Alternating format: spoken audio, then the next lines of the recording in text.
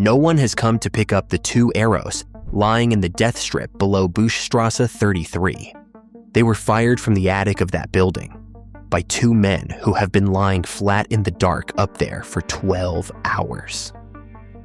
Neither one cleared the Berlin Wall. They have 1 arrow left. The men are Holger Bethke and Michael Becker. They are not soldiers. They are not professionals. According to the account that has survived, one of them spent the previous 2 weeks practicing with a hunting bow in a public park in East Berlin.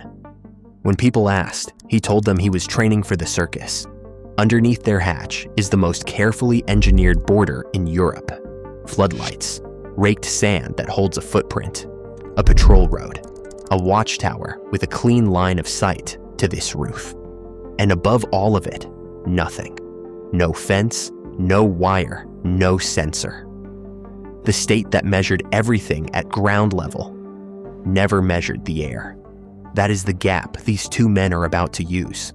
To reach it, a piece of fishing line has to fly about 40 meters in a straight line, at night, in a crosswind, off a sporting bow, in the hands of an amateur. The address is Bouche Strasse 33. I'm Tom, and on Forgotten Europe, we go and check things like that. It is a corner house in Treptow, East Berlin, and it is still standing.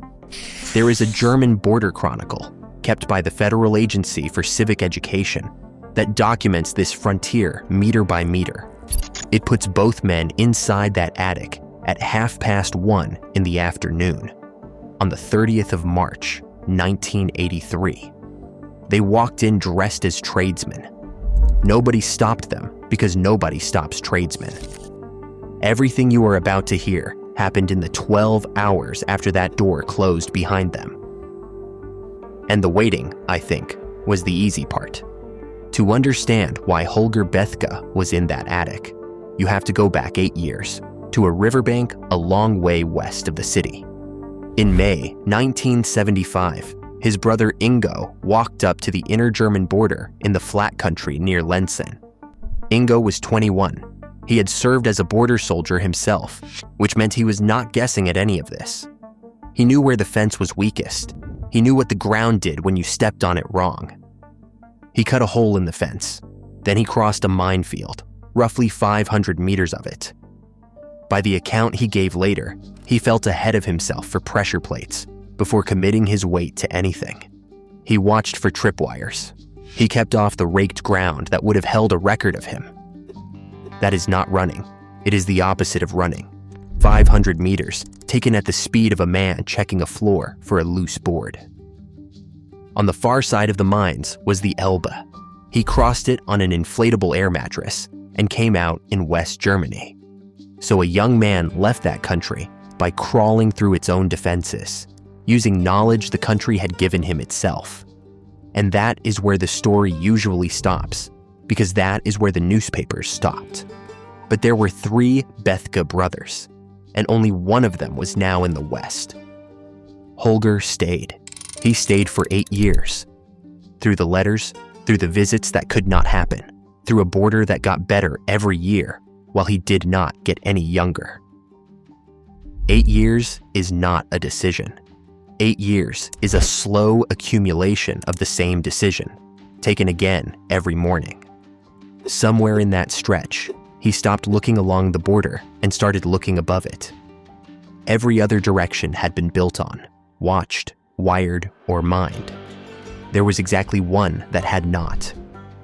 And there is a 3rd brother in this story. His name is Egbert. He is still on the other side when this video ends. That is not a spoiler. That is the problem. Subscribe now, and you will be standing here when we go back for him.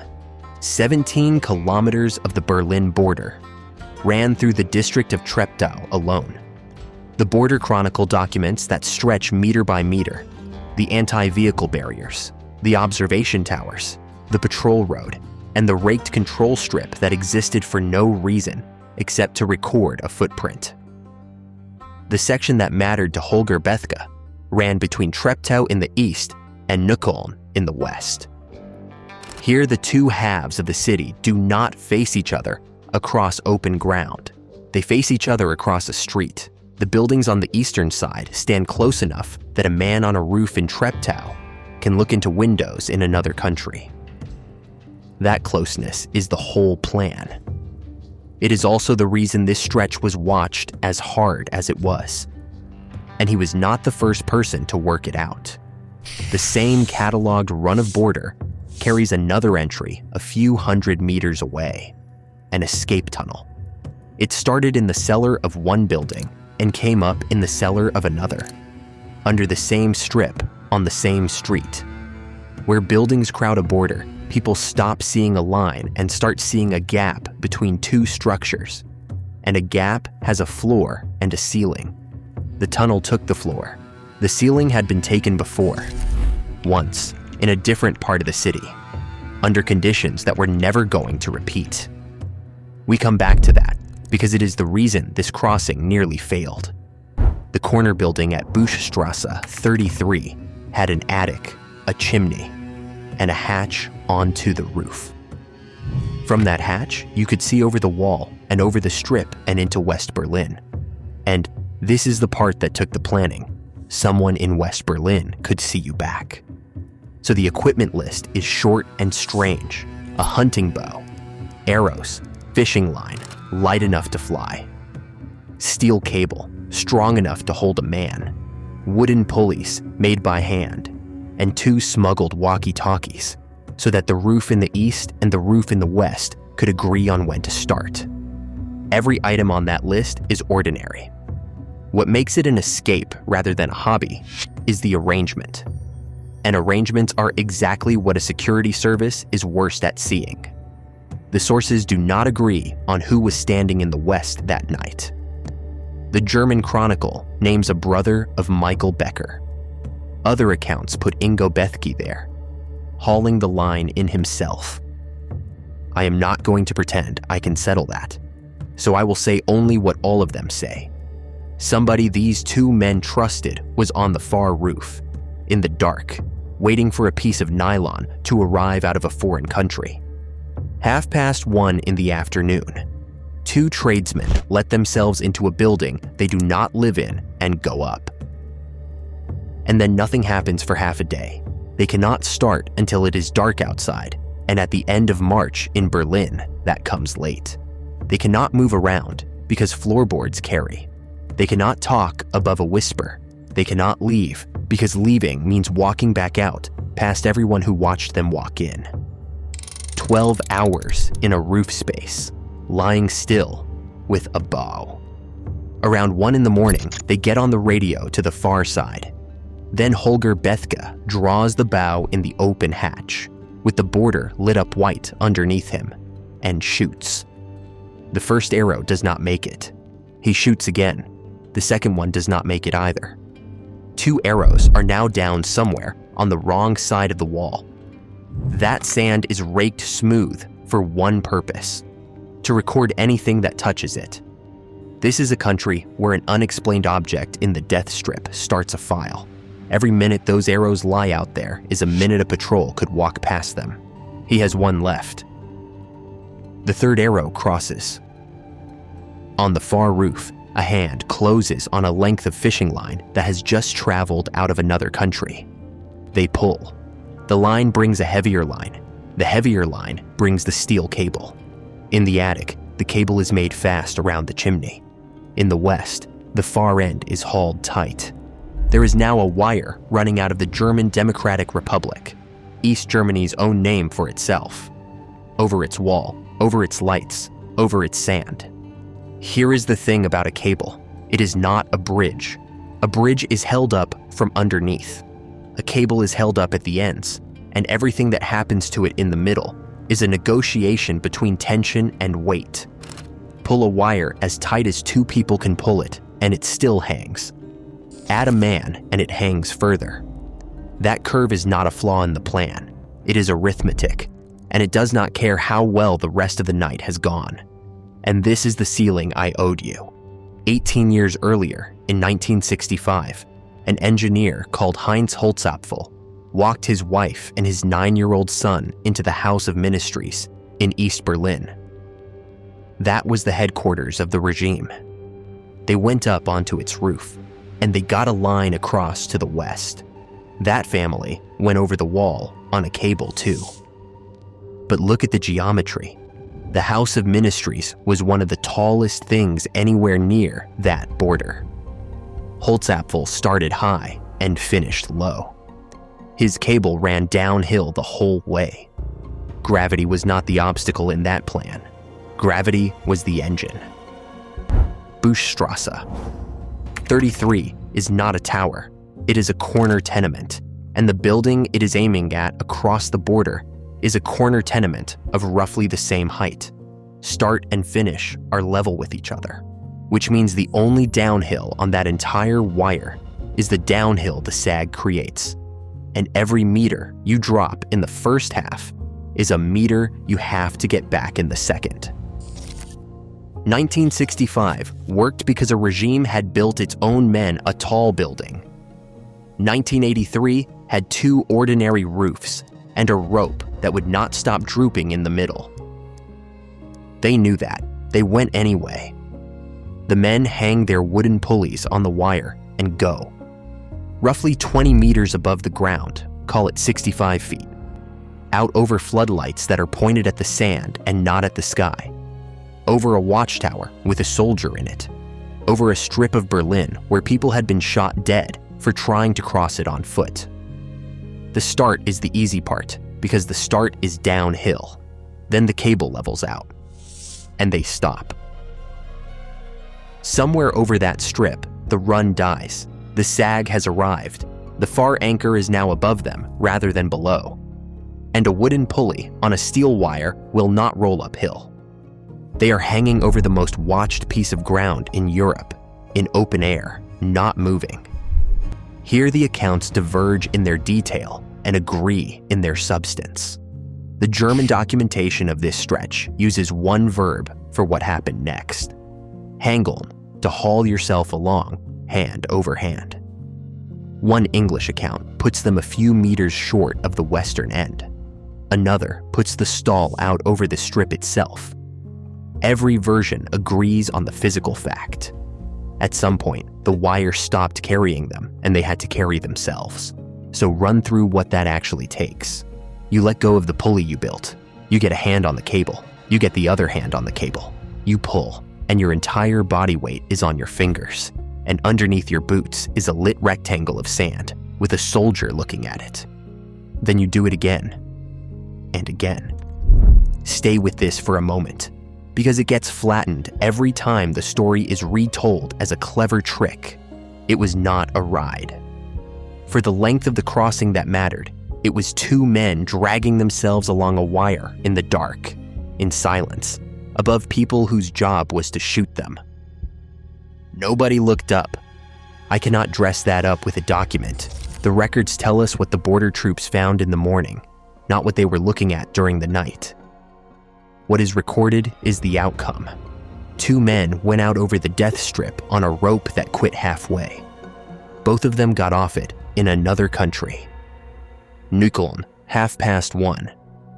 They came down in Neukoelln in the British and American half of a city that was, geographically, entirely surrounded by the country they had just left. The whole crossing had taken a few minutes. The preparation had taken weeks. The waiting had taken 12 hours.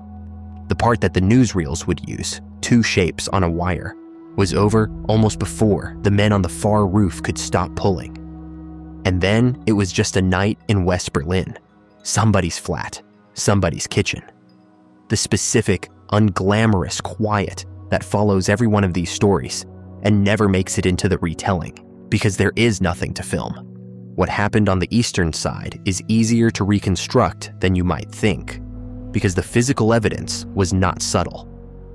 A steel cable was running out of an attic window in Treptow, and it was tied to a chimney. 2 arrows were lying in the control strip.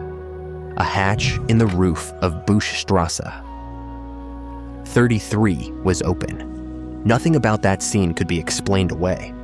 The border had not been breached at ground level, where every mark and sensor and rake line was designed to catch it.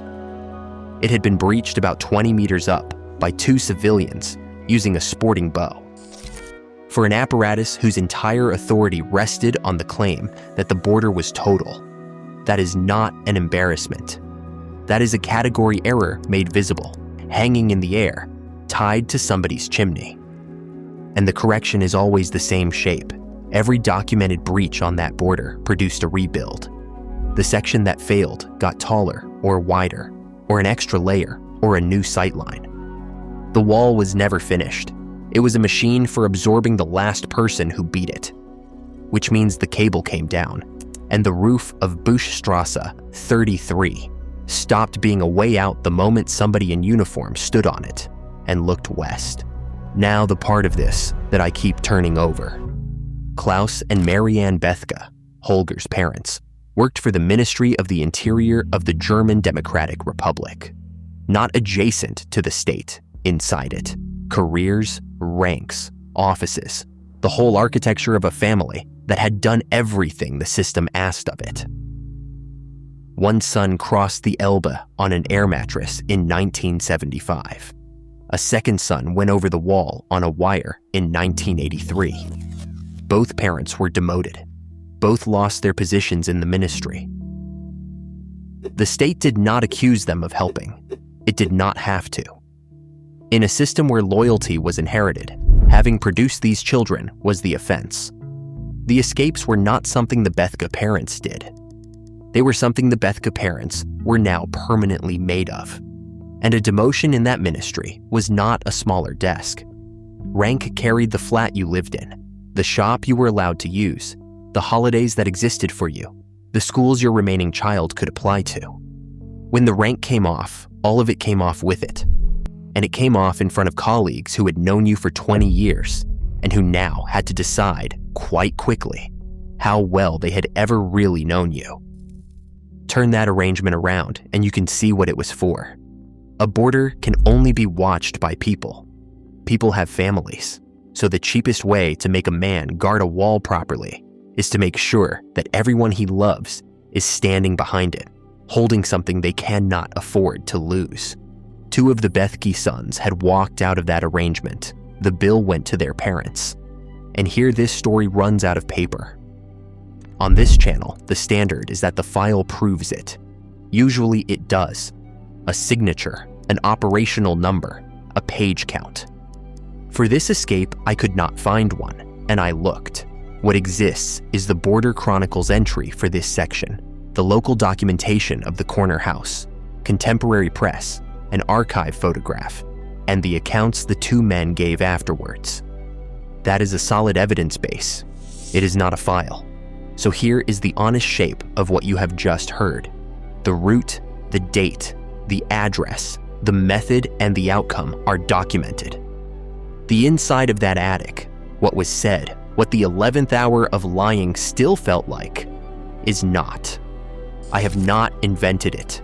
The photograph is worth a moment. It was taken in June of the following year, 1984, and it shows Michael Becker with Holger Bethke standing beside him. A German picture archive holds it under a caption that describes them flatly as refugees from the German Democratic Republic who escaped the Berlin Wall on a heavy wire. 15 months after the crossing, 2 men in a photographer's frame being a caption. What became of Michael Becker after that, I do not know. He appears in this story. He does exactly what Holger Bethke does, on the same wire, on the same night, and then the record lets him go. The escape gets remembered under one surname because that surname went on to do it twice more. So let it be said once, plainly. 2 men crossed at Bouche Strasse 33, which leaves Egbert, the youngest brother, still in the East. Now the surviving son of 2 demoted ministry officials and the brother of 2 men who had made the border look ridiculous in 2 different decades. Work out what that does to a life. Every application refused for reasons nobody writes down. Every conversation with a stranger carrying a second layer. A surname that had become, in the files of the state his parents served, a category rather than a name. And in the west, two brothers with a problem they could not solve. Ingo's route was gone. That stretch of border had been rebuilt. Holger's route was gone the moment the cable came down. You do not get to shoot an arrow over the Berlin Wall twice. Ground was closed, the wire was closed. And there was one more constraint that the tidy version of this family's story always leaves out. Every method the Bethkes had used so far shared a single feature. The person escaping had to do the hard part himself. Ingo crossed his own minefield. Holger pulled himself along his own cable. Neither route could be operated on somebody else's behalf. Egbert was not a border soldier, and he was not an archer. So whatever came next had to invert the whole thing. The two men who were already free would have to do the difficult part. The brother still inside would only have to be in the right place at the right minute. That is a very short list of methods. They had used the air once already, and it had worked. So they started, slowly and expensively, to think about using it properly. That is a different story. It ends in 1989 over Treptower Park. And it is the reason two men from Berlin ended up selling a pub in Cologne to buy aircraft. But on the 31st of March, 1983, none of that exists yet. There is only a corner house in Treptow with an open hatch, a cable tied to a chimney, and two men in Neukoelln who have just learned what their own arms weigh. And somewhere out on the control strip, in that raked sand, two arrows are still lying where they fell. A state that measured every footprint in that rectangle now had two objects in it that had come out of the sky, and no procedure at all for what they meant. The third one cleared the wall. That is the whole story.